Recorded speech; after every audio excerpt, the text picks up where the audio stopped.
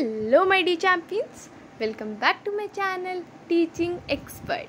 Today I am back with another interesting one shot explanation video. तो कैसे हो आप सब? मैं लेके आ गई हूँ आप सभी के लिए एक नया चैप्टर का एक्सप्लेनेशन और वो चैप्टर है रीजनिंग का and the chapter name is word formation. ठीक है, तो बड़ा इंटरेस्टिंग और इजी सा चैप्टर है, तो हम इसको क्वेश्चंस के साथ करेंगे. ठीक, तो let's get started. This chapter is meant to test the ability of the students in word building. मतलब ये चैप्टर कैसे कि आप वर्ड बिल्डिंग की उसमें एबिलिटी में आपको टेस्ट करता है. ठीक है, in this a word is given and you are required to choose that word which can or cannot be made from the letters of given word. इसमें आपको एक वर्ड दे दिया जाता है और आपको ये चूज़ करना होता है कि ये वर्ड कौन से और कौन से लेटर से नहीं बन सकता है.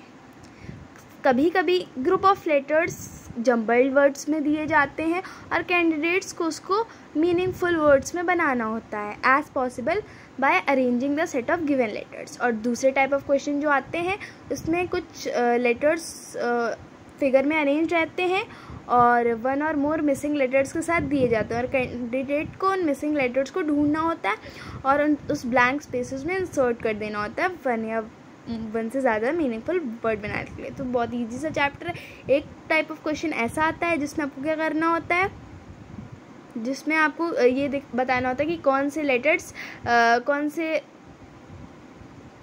जिसमें कौन से लेटर्स विच मतलब ये जो वर्ड है ये किन लेटर से बन सकता है और किन लेटर से नहीं बन सकता. और दूसरे टाइप ऑफ क्वेश्चन में आपको जंबल वर्ड्स दे दिए जाएंगे, उसको आपको मीनिंगफुल वर्ड बनाना होगा, है ना. और तीसरे वर्ड में आपको एक फिगर दे दिया जाएगा जिसमें एक या एक से ज़्यादा मिसिंग लेटर होंगे, उसमें आपको वो ब्लैंक स्पेसेस भरने होंगे.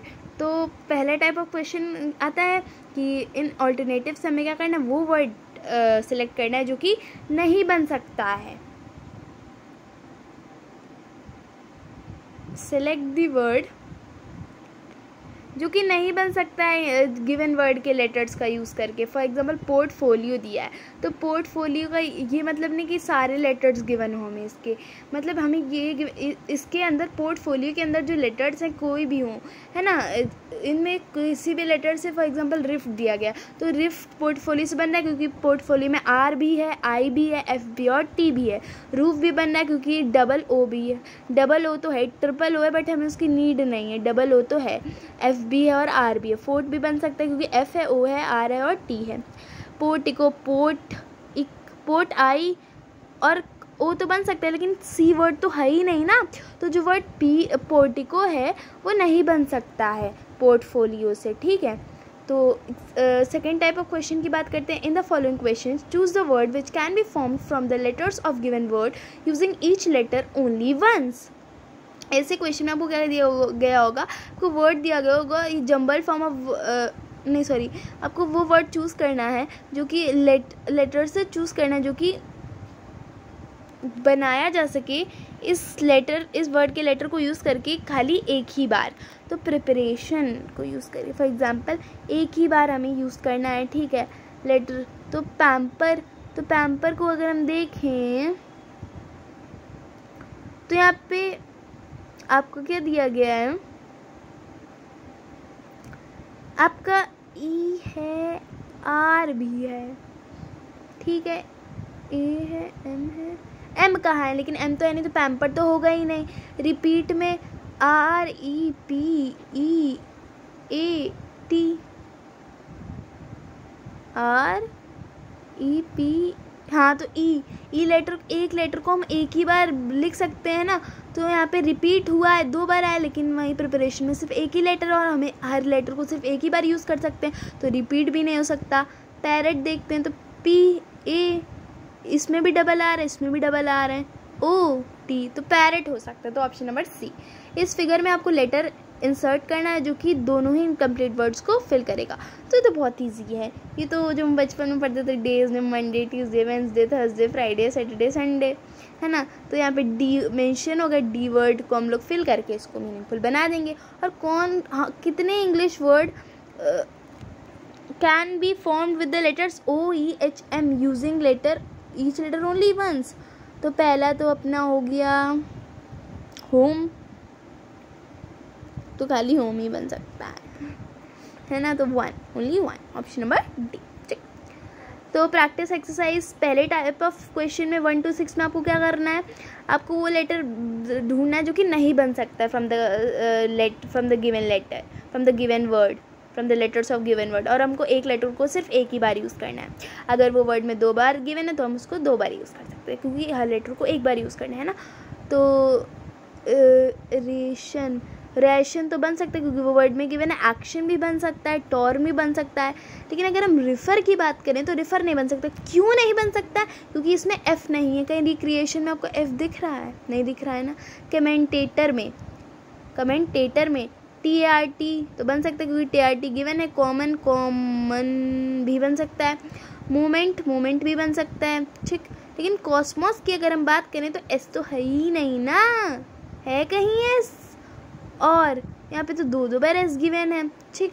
रीजनेबल, यहाँ पे रीजनेबल की थोड़ी स्पेलिंग सही कर लेना, REASONABLE होगा, ठीक। तो ब्रेन नहीं बन सकता। क्या नहीं बन सकता? ब्रेन नहीं बन सकता। क्यों नहीं बन सकता? इसलिए नहीं बन सकता क्योंकि देखो ए नहीं है, आई नहीं है, लेकिन अगर हम स्पेलिंग ए है स्पेलिंग करेक्ट करेंगे तो ए आ जाएगा, लेकिन आई नहीं है। टेम्परामेंट से मीटर बन सकता है, टेंटर बन सकता है, पीटर बन सकता है, लेकिन टेस्टर नहीं बन सकता। क्यों नहीं बन सकता? क्योंकि इसमें एस नहीं है क्या? नहीं है।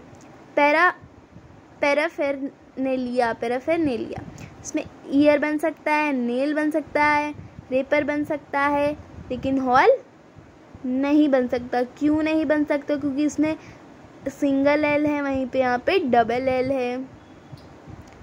So I want to tell you that be a good person, क्योंकि अगर आप अच्छे इंसान बनोगे, है ना, आप कुछ बनो चाहे ना बनो, एक अच्छे इंसान ज़रूर बनना, हमेशा इक्वालिटी में बिलीव करना, और साथ ही में एक देश को अपने डेवलपमेंट की राह में ले जाना, सके तो वर्ड को डेवलप करना, और बस, है ना।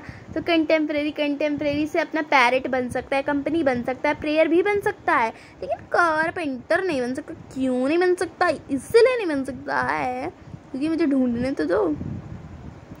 कारपेंटर, हाँ पता चल गया क्योंकि इसमें डबल ही है और वहीं कंटेम्प्रेरी में सिंगल ही है। फिर दूसरे सेट ऑफ क्वेश्चन में 7 to 12 वाले सेट ऑफ क्वेश्चन में आपको 1 वर्ड वो चूज़ करना है जो कि बन सकता है, ठीक है। एक लेटर को एक ही बार रिपीट करते। इम्पैक्टेंस से क्या बन सकता है? गलत है क्या? इम्पैक्टेंस शब्द जो लिखा है ना, तो इम्पैक्ट बन सकता है। वहीं पे आपका ये जो सेंटर हो गया,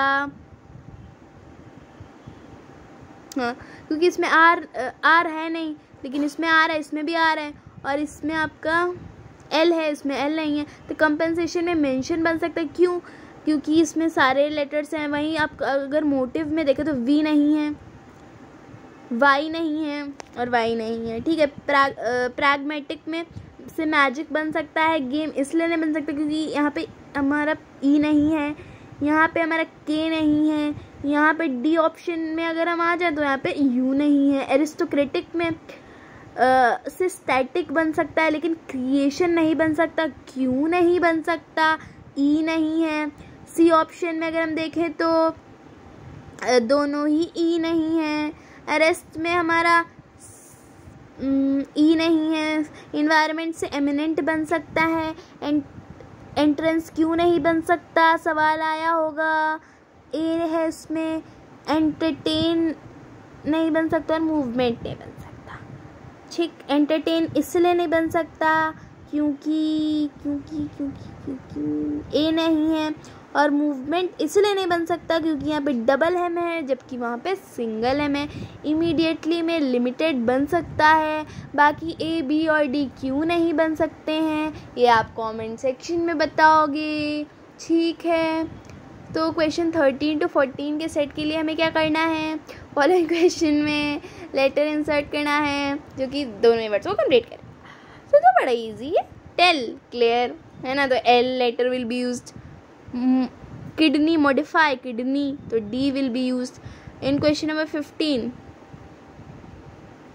ठीक है, हमें क्या करना है, मिसिंग लेटर्स को इंसर्ट करना और ऐसे इंसर्ट करना है ताकि जो वर्ड बने वो नेम ऑफ अ कंट्री हो। कब नेम ऑफ अ कंट्री हो? जब हम उसको रो वाइज पढ़े। रो वाइज क्या होता है, मतलब जब हम A question mark S question mark R A L question mark A को पढ़ेंगे तब वो रो वाइज होगा। लेकिन अगर हम ए क्वेश्चन मार्क एल को पढ़ेंगे, question mark R question mark को पढ़ेंगे, एस ए को पढ़ेंगे तो कॉलम वाइज हो जाएगा, में रो वाइज।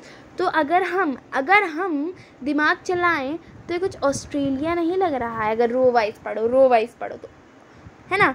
तो UTI नहीं फिल कर सकते हैं, तो क्या हो जाएगा, ऑस्ट्रेलिया। ठीक, हमको मिसिंग लेटर 16th वाले क्वेश्चन में इंसर्ट करना है ताकि जो वर्ड बने वो एक माउंटेन रेंज का नाम हो। ये तो बड़ी फेमस माउंटेन रेंज है हिमालय, अपनी हिमालयाज है ना, तो हिमालय। तो इसमें तो आप इजीली कर सकते हो, IA हो जाएगा। नो क्वेश्चन नंबर 17, इसमें हमको मिसिंग टर्म को इंसर्ट करना है ताकि जो वर्ड बने वो कंट्री का नाम हो जब क्लॉकवाइज पढ़ा जाए। क्लॉकवाइज क्या होता है, घड़ी नहीं ऐसे ऐसे घूमती है, फॉर एग्जाम्पल 12 से 1 बजता है, इस साइड ऐसे ऐसे नहीं घूमती, उसी तरीके से हमको करना है। तो अगर हम GAS भर दें तो सही रहेगा, तो क्योंकि फिर क्या हो जाएगा,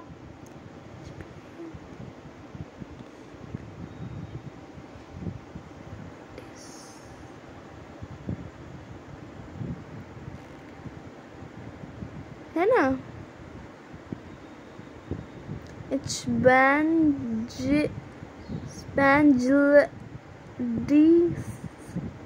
ऐसे थोड़ी ना होएगा। इस कंट्री का नाम बताना ज़रा पढ़ के कोई, है ना, मतलब इस कंट्री का नाम बताना चाहिए।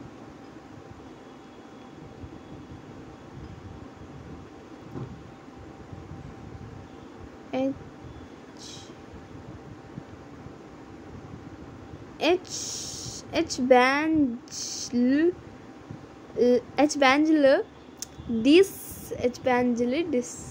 ऐसा है क्या, ऐसा थोड़ी ना आएगा, ऐसी कोई कंट्री थोड़ी ना है। सॉरी, माफ़ करना अगर मैं इस कंट्री का नाम नहीं पढ़ पा रही हूँ, सॉरी। तो मतलब मेरी कोई इरादा नहीं, क्योंकि मेरे को समझ ही में नहीं आ रहा है ये कैसे रीड होएगा, है ना। तो मतलब आप बताना, ठीक है।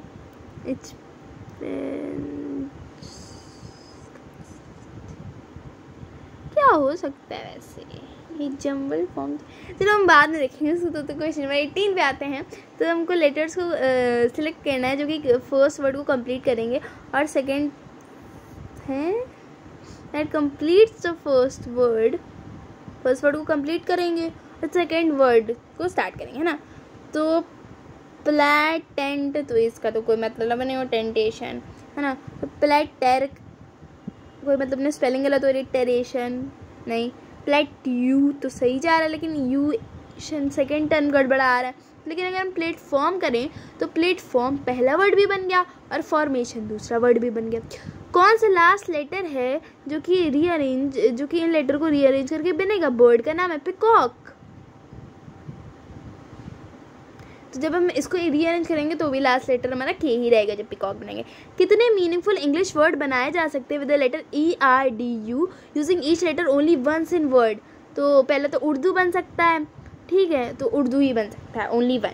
कितने मीनिंगफुल इंग्लिश वर्ड्स बनाए जा सकते हैं using the letter NWTI using each letter only once in each word. तो एक ही बनाया जा सकता है और वो है ट्विन। एक मीनिंगफुल वर्ड बनाओ, अगर हम लें first, fourth, fifth, seventh, 10th, 11th और 12th लेटर्स लें वर्ड के,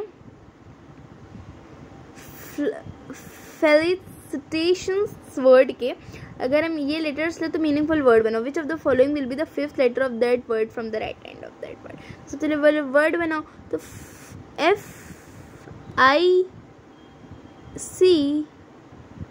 FICT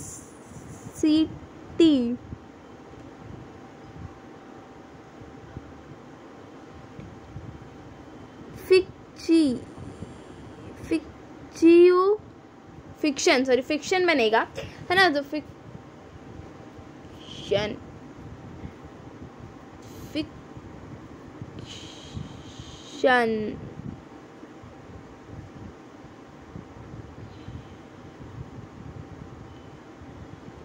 तो यहाँ पे आई हो,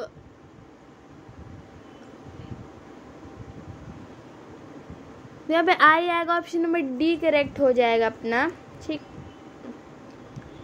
होप आप सभी को मज़ा आया होगा। और जो 17th क्वेश्चन था उसको इसीलिए हम नहीं पढ़ पा रहे थे क्योंकि हम क्लॉकवाइज तो चल रहे थे, सही चल रहे थे, लेकिन हमने उसमें एच भी ले लिया था, एच से स्टार्टिंग कर दी थी, जबकि ऐसा नहीं होता है। 12 से स्टार्टिंग होती है, वैसे ही हम बी से स्टार्टिंग करेंगे, है ना। तो हमारा जो कंट्री का नाम है वो बन जाएगा बांग्लादेश। तो जेन्युइनली मुझे नहीं समझ में आ रहा था, मतलब मैंने क्लॉकवाइज तो कर रही थी, लेकिन मतलब वो प्रोनाउंसिएशन इसलिए ख़राब हो रहा था क्योंकि एच मैंने वर्ड पहले कर दिया था, तो मेरे को सही में कंट्री का नाम नहीं पता था। तो ठीक है, तो इसलिए मतलब आ नहीं था। तो अब जब मैंने देखा तो बांग्लादेश होगा, अगर हम बी से स्टार्ट करेंगे तो क्लॉकवाइज चलेंगे ना।